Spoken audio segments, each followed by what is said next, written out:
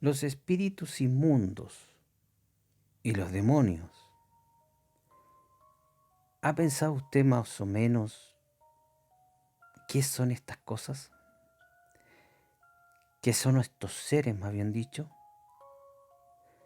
Los invito a reflexionar un poquito en lo que son estos seres que existen y que nuestro Señor nos dejó en su palabra cómo poder saber de ellos. Primero debemos empezar por lo que es un espíritu. Un espíritu es un ser igual que nosotros. Nosotros también somos espíritu. Somos espíritu y alma, incorpóreo. La diferencia es que nosotros tenemos un cuerpo y aquellos espíritus no tienen cuerpo. Es, por lo tanto, un ser inteligente, invisible a nuestros ojos, pero es inteligente y mucho más inteligente que nosotros porque ese espíritu ha vivido miles de años, siglos y siglos de años de vida que tienen y por lo cual experiencia en la vida, experiencia que por supuesto ellos usan para engañar a los seres humanos. Ahora, pero ¿cómo podemos decir que un espíritu no tiene cuerpo? Que un espíritu es invisible, aunque a veces se hagan visibles, porque también pueden tomar forma espiritual visible, ya sea tomando la forma de un ser humano cualquiera o un animal, o simplemente como una bruma o un vapor. Bueno, para empezar, esta no es idea de un hombre, esta no es enseñanza de un pastor, ni un obispo, ni un teólogo, esta es enseñanza propia de Jesucristo. Esto lo podemos encontrar en Lucas 24, del verso 37 al 39. Digo, el verso 37 y el verso 39. Lo procedo a leer. Dice, entonces, estando espantados y asombrados, pensaban que veían un espíritu. Y en el verso 39 Jesús le responde, mirad mis manos y mis pies, que yo mismo soy.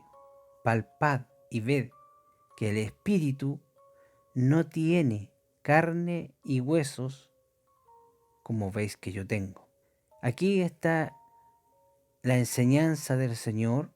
Fíjese usted bien que el Señor en este pasaje no les dice a sus discípulos, oye, basta de andar pensando en estas cosas que son puras alucinaciones, son inventos de hombres asustadizos, que hay espíritus. No, no dijo eso. Al contrario, sus palabras reafirman que la existencia de espíritus, porque aquí no lo negó, simplemente les dijo, no, yo no soy un espíritu.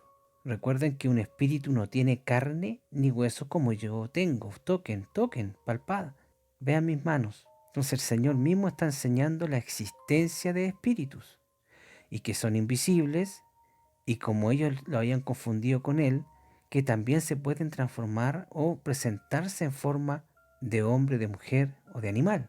¿Estamos claros con eso? Bien, más adelante el propio Jesucristo enseña cierto pasaje donde está hablando justamente de los espíritus inmundos, también llamados demonios. Esto está en el libro de Lucas, en el capítulo 11, del verso 24 al 26.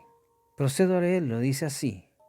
Cuando el espíritu inmundo sale del hombre, anda por lugares secos, buscando reposo, y no hallándolo dice, volveré a mi casa de donde salí. Y viendo esa casa de donde él salió barrida y adornada, entonces va y toma otros 7 espíritus peores que él, y entrados habitan allí, y el postrer estado de aquel hombre es peor que el primero. Aquí podemos encontrar bastante que decir, pero no tenemos mucho tiempo. En primer lugar, el Señor está diciendo que el espíritu sale del hombre. Es decir, aquí el Señor está hablando de un hombre que está poseído por un espíritu inmundo o un demonio. Entonces este espíritu sale de aquel hombre porque alguien lo echó, obviamente. Y fíjese hacia dónde se dirige ese espíritu inmundo. Dice, anda en lugares secos buscando reposo. Anda en lugares desiertos, como dice en otra parte en la Biblia. En lugares desiertos, anda en los cementerios, en las cuevas, en los bosques, en los ríos, en las montañas, en casas abandonadas. ¿Ah? En esos lugares desiertos anda buscando reposo y no lo halla. Entonces el espíritu inmundo dice, volveré a mi casa de donde salí, es decir, aquel hombre de donde él salió, de donde fue echado. Y cuando llegan de ese hombre, vio que el hombre por dentro esa casa estaba barrida y adornada. O sea que ese hombre estaba compuesto y en estado normal, limpio, bien aseado y espiritualmente tranquilo, ya sin la carga de ese demonio. No hay nadie más, no está el Espíritu Santo ahí dentro. Entonces dice el Señor que aquel espíritu se va a otros lugares a buscar 7 demonios peor que él, más fuertes que él, y así entran en ese hombre. Y el estado último de ese hombre viene a ser peor que el primero. Aquí quiero hacer un pequeño paréntesis. Hay por ahí cierta persona que dice que es pastor, que anda por ahí diciendo que el apóstol el apóstol Pedro, estaba endemoniado porque Jesús le había dicho, apártate de mí, de Satanás, porque no pones el pensamiento en las cosas de Dios, sino en las de los hombres. Punto 1. Si el apóstol Pedro o cualquier otro apóstol hubiese estado endemoniado, Jesús lo habría liberado de ese demonio. Así que no es mentira. Punto 2. En una parte de la Biblia, Jesús sale diciéndole a los apóstoles, yo los escogí a vosotros y uno de ustedes es diablo, porque ustedes están todos limpios. ¿Qué está diciendo? Que los 11 apóstoles estaban limpios de demonios, limpios de pecado, porque Él los había perdonado. El único que era un diablo ahí era Judas, y era porque le pertenecía al diablo. Ese sí que estaba endemoniado. ¿Estamos? Ok. Sigamos entonces. Estábamos diciendo que llegaban esos espíritus junto con el primero, y entonces al final el hombre, de tener un solo espíritu, al echar ese espíritu inmundo, volvió con 7 más, es decir, terminó al final con 8 espíritus inmundos viviendo dentro de él. ¿Por qué? Porque ese hombre no buscó a Dios y por lo tanto no se llenó del Espíritu Santo que debería tener. ¿Estamos? Entonces, los espíritus inmundos habitan dentro de los hombres. A los espíritus inmundos les gusta vivir dentro de un hombre. Se sienten en reposo, ¿ah? Sienten un descanso. Les gusta, tratan, ese es lo ideal para ellos, vivir dentro de un hombre. Si tienen que elegir entre un animal o un hombre, ellos siempre van a elegir un hombre o una mujer. ¿Me entiendes? Porque ellos sienten ahí descanso. Y los espíritus inmundos pueden poseer a los seres humanos incluso desde niños. Si esto está en el Evangelio de Marcos, en el capítulo 9, del verso 19 al 21. Procedo a leerlo. Y respondiendo él le dijo, oh generación infiel, ¿hasta cuándo estaré con vosotros? ¿Hasta cuándo os tengo que sufrir? Traédmele. Y le trajeron, y como le vio, el espíritu inmundo le desgarraba y cayendo en tierra, se revolcaba echando espumarajos.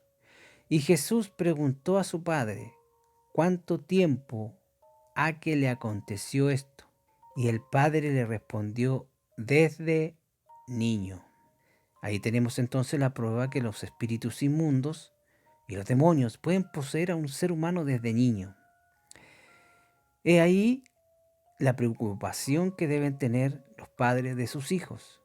Deben, si sus hijos es pequeño y tienen una cuna, deben orar al Señor por su hijo cada noche. Si pueden ungir la cuna con aceite en las 4 esquinas, pidiéndole al Señor que arme un cerco de protección, también pueden hacerlo. Entonces, hay que tener cuidado en esas cosas. Consta acá que el Señor Jesucristo daba por hecho que su pueblo sabía y conocía la existencia de los demonios y de los espíritus inmundos. Ellos tenían conocimiento de ello, pero el pueblo gentil, nosotros, no. No olvide usted que en aquel tiempo todo el mundo adoraba demonios, sin saberlo la mayoría de las veces. En Grecia y en Roma estaba plagado de dioses distintos, como Zeus, como Diana de los Efesios, un montón de dioses y diosas que son, y cada una de esas estatuas, detrás de cada una de esas estatuas está un demonio o un espíritu inmundo que está recibiendo esa adoración. Así que la gente no conocía tanto la existencia de eso. Ahora, ¿por qué? Porque los espíritus inmundos y los demonios, cuando poseen a las personas, no siempre esa persona se anda revolcando en el suelo, ni tirando espumarajos, ni saltando de cabeza, ni golpeando a la gente, ni vociferando por todos lados.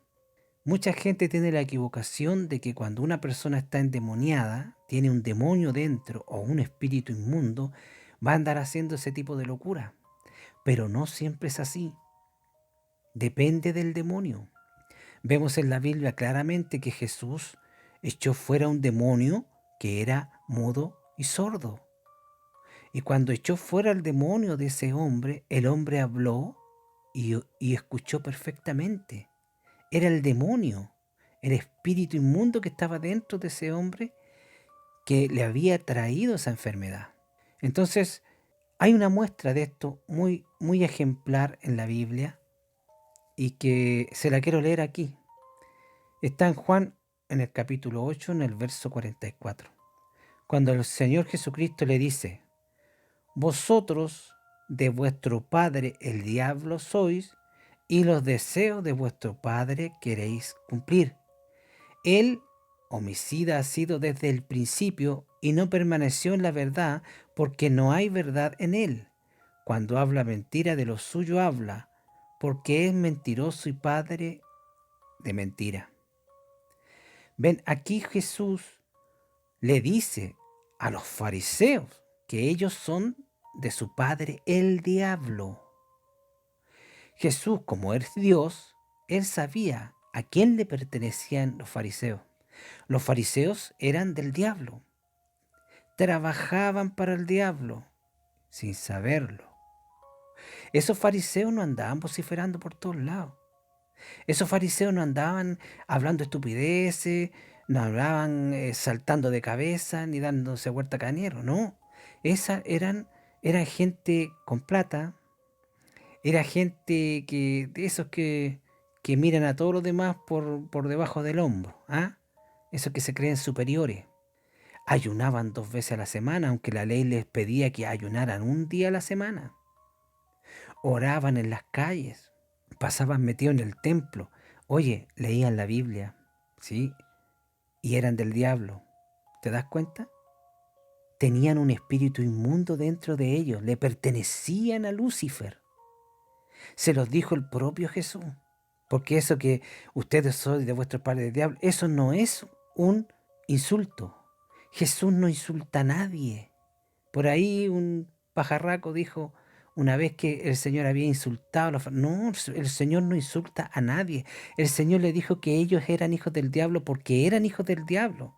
Porque era cierto. No era para insultar. Tenemos otro ejemplo en Juan 6, en el capítulo 70, donde Jesús le responde, ¿no os he escogido yo a vosotros los 12 ¿y uno de vosotros es diablo?